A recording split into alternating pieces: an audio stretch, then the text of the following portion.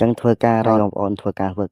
ចឹងផ្លេចថ្ងៃខួបកំណើតកូនស្រីរបស់ខ្ញុំបងប្អូនបាទចឹងធ្វើការនឹងផ្លេចខួបកំណើតកូនអស់បងប្អូនហើយបាទអញ្ចឹងបានតែកូនស្រីរបស់ខ្ញុំគេដើរមកប្រាប់ថាប៉ាថ្ងៃនេះទី12ថ្ងៃខួបកំណើតអូនអញ្ចឹងអារម្មណ៍មួយហ្នឹងបងប្អូនគួរយល់ហើយយើងជាឪពុកបងប្អូនបាទអញ្ចឹងណាទោះយើងមិនមានក៏យើងត្រូវមានដែរបងប្អូនបាទអញ្ចឹងណាតិចតួចយ៉ាងណាក៏បានធ្វើឲ្យដែរបងប្អូនបាទយល់ហើយអារម្មណ៍មួយហ្នឹងខ្ញុំជឿជាក់ថាបងប្អូនយល់បាទដូចយើងធ្វើការប្រចាំថ្ងៃចឹងបងប្អូនបាទធ្វើម៉េចទៅឲ្យក្មេងៗនេះបានជួបជុំគ្នាចឹងណាបងប្អូនឃើញហើយនេះជួបជុំគ្នាក៏ជាអនុស្សាវរីយ៍មួយណាទោះចឹងមូលហេតុដែលខ្ញុំស្រឡាញ់នឹងការថតវីដេអូបងប្អូនដឹងហើយបាទគឺចំណុចនេះបងប្អូនបាទខ្ញុំជឿជាក់ពួកគាត់ធំទៅដឹងអាសួរហើយប៉ា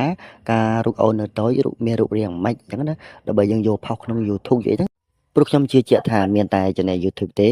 ដែលយើងអាចបន្ទប់រូបភាពឬក៏វីដេអូបានយូរអង្វែងមិនដូចអាខាង Facebook